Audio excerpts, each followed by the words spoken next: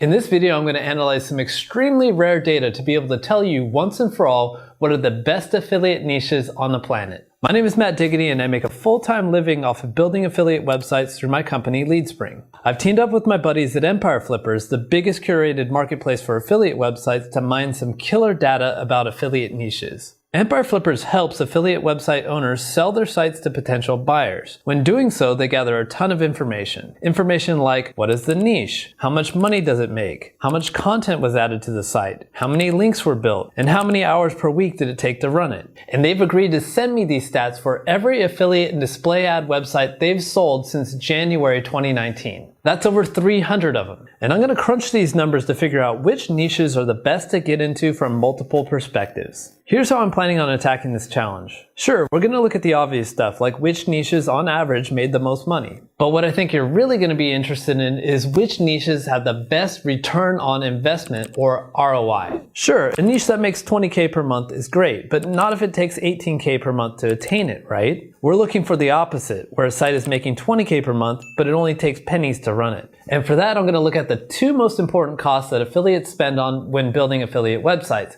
and that's content and links. We'll look at how much revenue the niche makes versus how much content needs to be built. Also, we'll look at revenue versus the link investment people need to make. And why the hell not the revenue versus how many hours per week they put into the site. And let me tell you, the results are eye-opening. And to cap things off at the end, I'm going to answer the big showdown question: what makes more money and has better ROI? Amazon affiliate, non-Amazon affiliate, or display ads? And by how much? Now, if you appreciate what I'm doing here, let me know by investing in that like button. The ROI of pressing the like button is instant. It helps my channel out a ton. Plus, it makes the YouTube algorithm gods shine a favorable light on this video. Thanks. Let's start to take a look at this data, starting with which niche makes the most money. Please note though, Empire Flippers is a stand-up company, and while they supplied me with a ton of data, they obviously didn't reveal the actual sites that were sold. But I got all the data I need to break things down at the niche level. Here's a list of the top 20 niches in terms of the average revenue of the sites in these niches. And right off the bat, we have some surprising results. Holy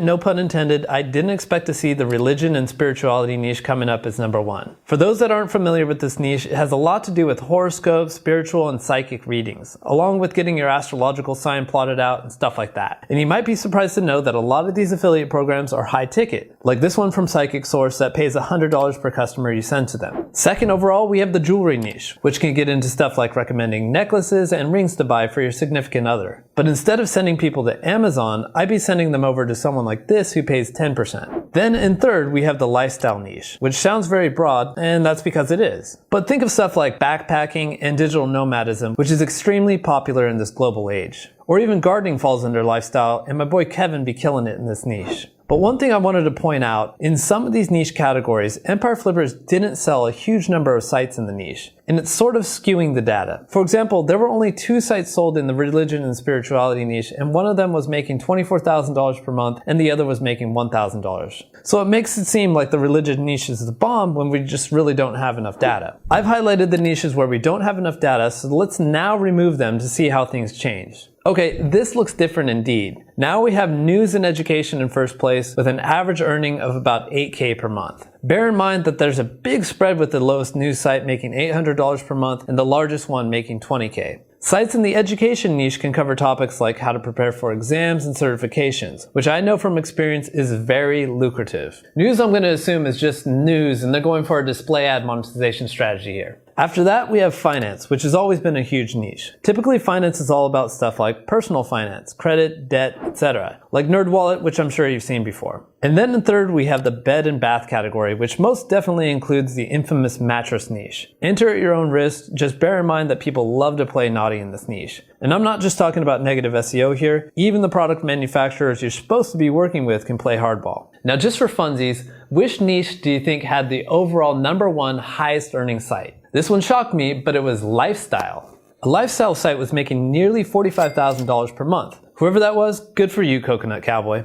If you want to dive deeper on this data, check out the link in the pinned comment for the full write-up on this study. Now that we've covered overall earnings, I'm super excited to dig into the return on investment figures that I mentioned earlier. I mean, revenue is great, but profit is king. Let's look at the first ROI metric, which would be monthly revenue divided by the amount of content invested in terms of published pages. How much money per page do you make in these niches? In terms of content ROI, we have the medical niche on top. This makes a lot of sense as offers in this space are going to have amazing conversion rates. I mean, if you snort like a bear every night and your wife or husband starts to hate you, you're going to get it fixed pronto. And in the snoring niche, there's probably not an overwhelming amount of content you need to write in order to gain topical authority on the subject. But bear in mind, the medical and health niche is typically reserved for mega authority sites or experienced SEOs. The medical niche also includes the famously profitable CBD and marijuana niches, which is high competition and high payout. Get it? High? Okay, whatever. After that, we have our friend the bed and bath niche in second place. But in third place, when it comes to content ROI, we have the kitchenware niche. The important thing to think of here is when it comes to content ROI is that what this really means is simply you don't have to write that much content in order to get a return, which likely means the topics are very narrow. For example, in the slow cooker niche, how much content would you really need to write to become an expert in it? A few articles on how to use, clean, and buy a slow cooker, and then maybe 20 recipes or so? And this applies to probably any appliance in the kitchen. Start an authority site and just start building out these silos one by one. Or you can make multiple micro niche sites on each appliance. Here's another look at the full content ROI table. After kitchen, we have apparel, sports, auto, etc. And then down here at the bottom, we have the health and fitness niche, which I can definitely say from experience has very poor content ROI. If you want to become an expert on protein, do you have any idea how many protein topics there are that you have to write? Hundreds. I documented a $600,000 website flip in the health niche in a YouTube video on my channel, so make sure to check it out after you watch this video. Next, I want to take a look at backlink ROI, namely how much money is made per backlink built. And the formula we're going to use for this is revenue divided by backlinks as found by Ahrefs. For the super nerdy SEO aficionados here, bear in mind that we're talking about overall backlinks here, not individual referring domains. Empire Flippers just didn't have that data. Here we go. Here's the top 20 niches as ordered by backlink ROI. Office supplies are in first place, followed by our friends medical and bed and bath. When you think of the office niche, we're not talking about paper clips and staplers here. Think of more high-end stuff like gaming and ergonomic chairs, or even standing desks. Ergonomic chairs was the first niche I ever really did well in, so I can definitely agree that the ROI is great. It's also a great niche that will trend upwards over time as people spend more and more time in front of screens. Just look at how much the best ergonomic chair keyword has surged after the pandemic hit. Here's a refresh of the backlink ROI table. In fourth, we have legal, followed by finance. And then at the very bottom, we have niches like baby care and automotive. So keep this in mind when you get into these niches. People build a lot of links in these categories. Now the next ROI category is interesting, but it's kind of a throwaway, and that's time ROI. Namely, how much money do these niches make compared to how many hours per week are people putting into their sites? And why do I say this figure is a throwaway? Because everyone and their grandma straight up lies about how much work they put into their site when it's time to list their site. Nonetheless, let's take a look anyways. So apparently, when you're in the survival and security niche, you can make $2,860 per hour. Guys, everyone stop what you're doing right now. The security niche is a money printing machine that only requires your diamond hands to log into WordPress and your bank account will explode with tendies. As mentioned, I knew the table would be garbage. Let's ignore it and I'll make it up to you as thanks for smashing the like button. At the end of this video, I'm going to give out my opinion on which niche has the best ROI overall. I'm also going to let you know which monetization strategy is the best, affiliate versus Amazon versus display ads. But before that, I thought it'd be interesting to plot out some pretty interesting graphs. The first graph is a histogram that shows how much content people are writing for their sites. On the x-axis, we see the amount of index content they have on their site, and on the y-axis, we have how many sites are in that bucket. For example, in the 75 to 100 page range, there were 18 websites sold. It seems like the meat of the bell curve falls within the 25 to 250 pages range,